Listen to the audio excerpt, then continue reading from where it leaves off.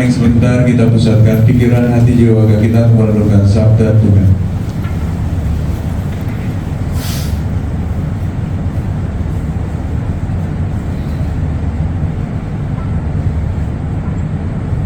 Saudara terkasih, siapa yang tidak bisa tidur pada malam hari?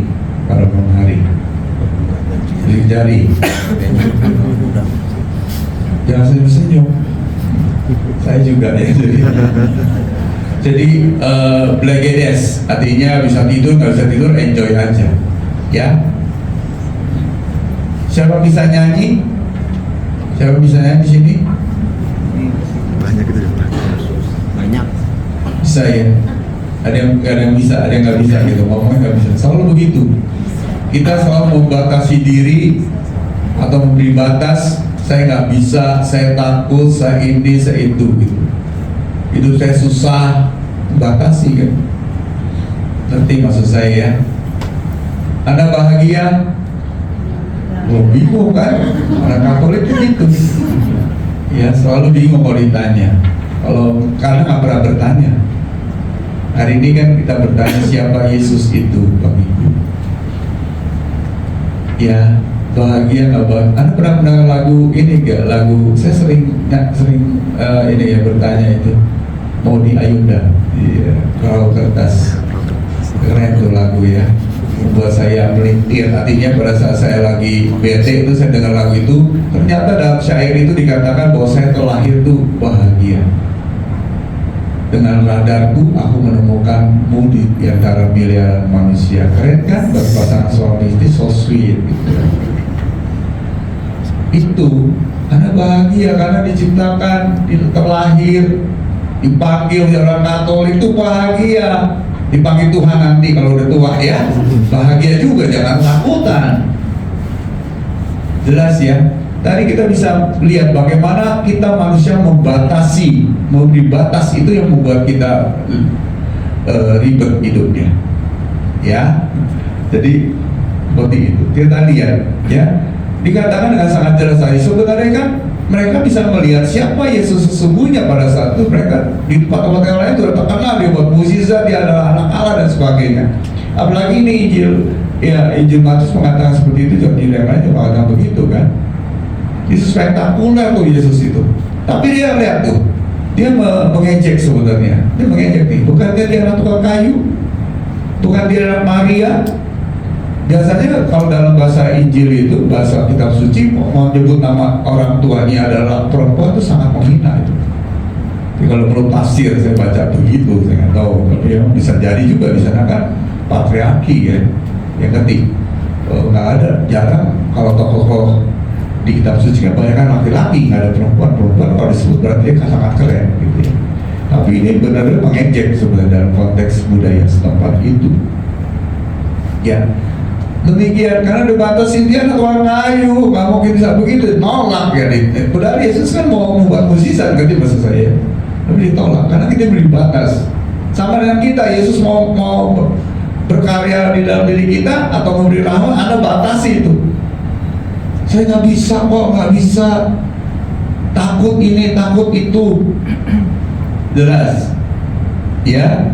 Jadi siapa Yesus bagi kita? Bagiku. Kalau kita mau batasi gitu ya sudah. Hidupku nggak ada mencerminkan ya seperti Yesus itu. Saya mengatakan begini, bagi saya Yesus itu adalah Tuhan yang selalu ada untuk saya. Titik. Selesai sudah semuanya. Beres. Benar nggak?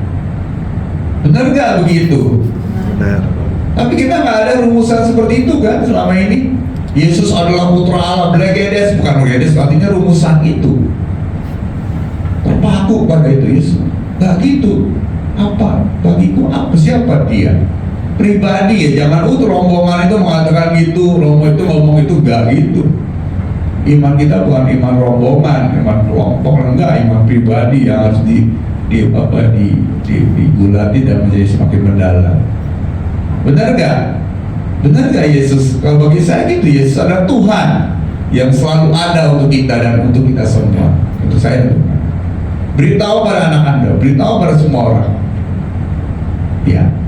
Benar nggak? Jangan-jangan kita bilang, oh Yesus nggak ada, oh saya lagi menderita begitu, Yesus nggak ada, karena kita beri batas. Seperti tadi kan, ya tidak terjadi usia, tidak terjadi itu. Kita berputar pada penderitaan kita, pada pemikiran kita, pada hal-hal yang selalu negatif kan begitu. Batas itu biasanya negatif. Kalau negatif harus kita tembus gitu.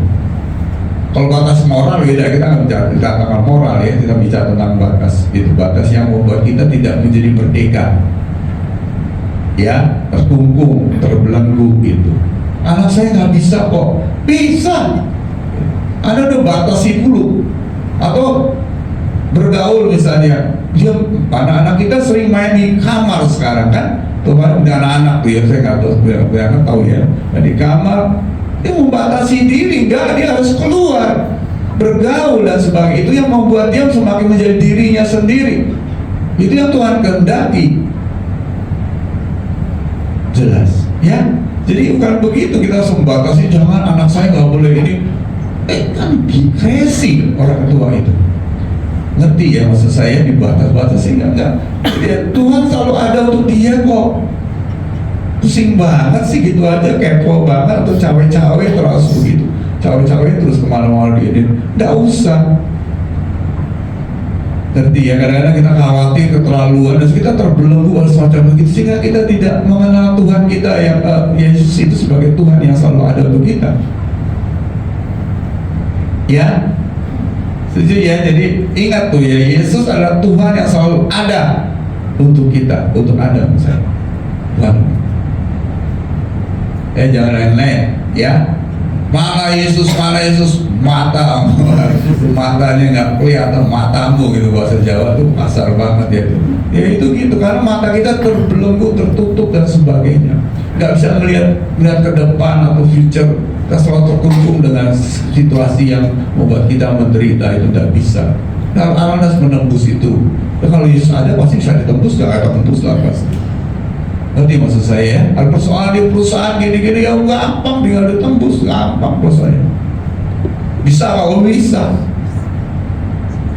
Iya, kan bisa nyanyi gak? Kok bisa? Mungkin nyanyi nggak bisa. Manusia apa yang nggak bisa sih maksudnya? Dalam Tuhan apalagi. Dia Yesus yang selalu ada untuk kita, pasti bisa. Saya nggak ngerti kalau orang Katolik itu terlalu rendah diri, rendah apa ya, bikin malu. Ya, apa nggak bisa, Usul doa pribadi, spontan nggak bisa. Ngomong aja lu, salah nggak salah nggak apa-apa. Anda harus menembus batas itu, takut salah, takut ini, takut itu. Ya, gitu. Penting nih, ngapain Anda kayak Karisia? Karena Yesus selalu ada untuk saya. Ini buktinya Yesus ada. Gitu. Saya dibaptis, Yesus ada. Kalau nggak ada, ya buat apa? Saya dibaptis. Jelas saya percaya dengan Yesus, Tuhan yang selalu ada untuk saya ini.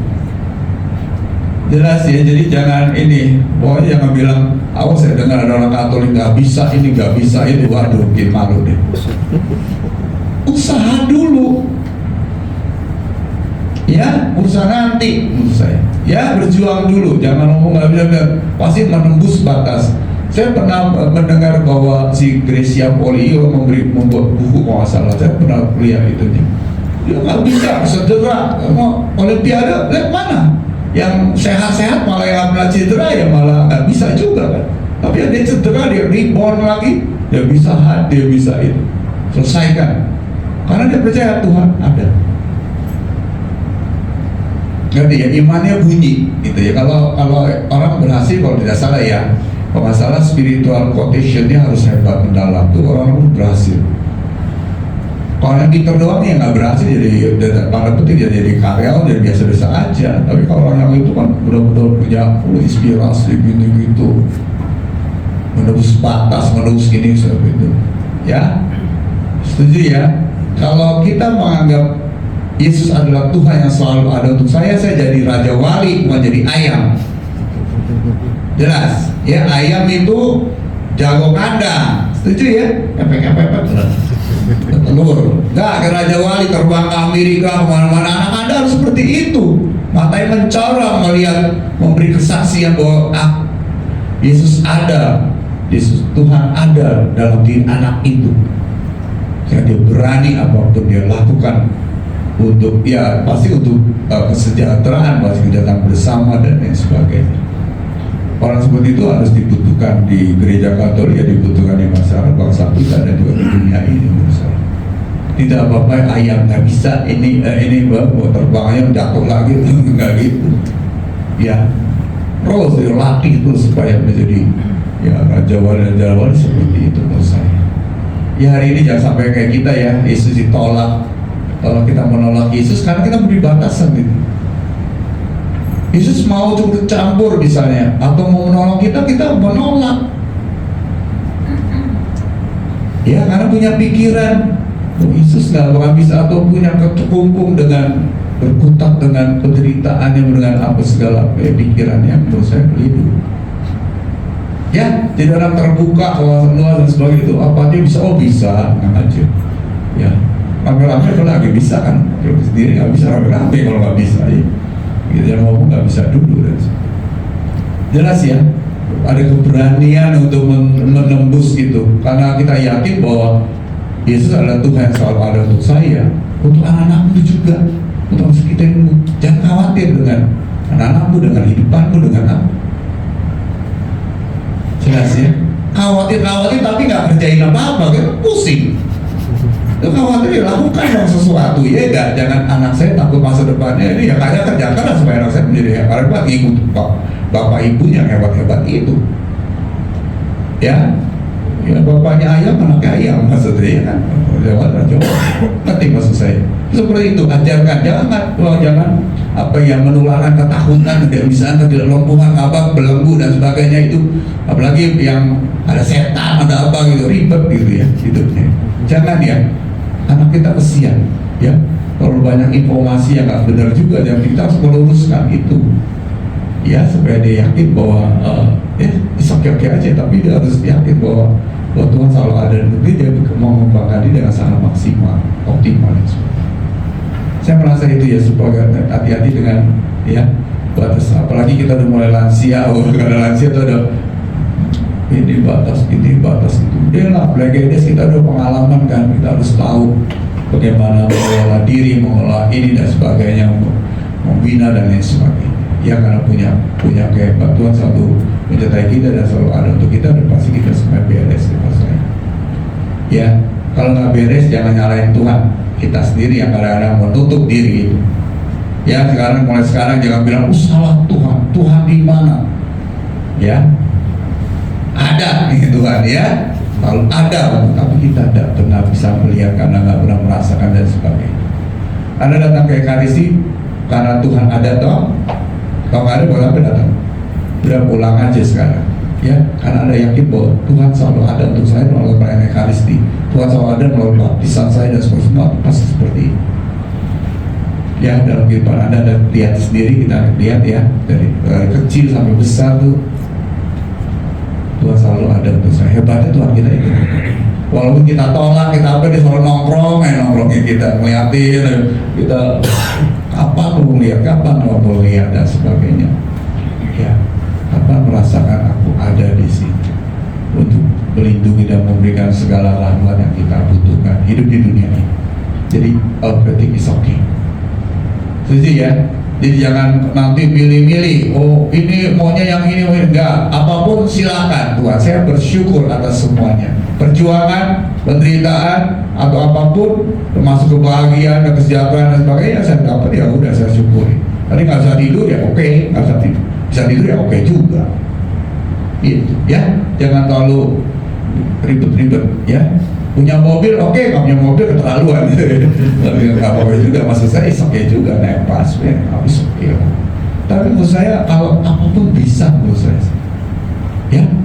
Ya, kalau mungkin kita mulai terlambat, tapi nggak apa-apa, anak-anak kita selain ngomong bisa kok bisa. Kamu bisa, bisa. Ya, apalagi yang kita tahu dia punya talentanya, dia punya bakatnya sangat jelas itu. Saya melihat banyak anak yang hebat-hebat.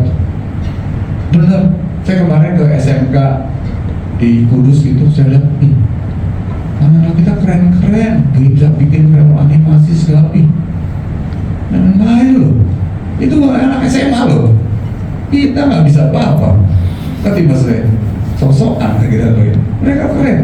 Nanti maksud saya, jadi jangan meremehkan apa dan sebagainya. Tuhan sudah memberikan segala-galanya, dan Tuhan selalu ada untuk kita, dan kita jangan remehkan itu. Jangan, tolong kita perhatikan ya, kita rasakan bahwa Tuhan selalu ada dan memberikan segala rahmat berkatnya. Amin.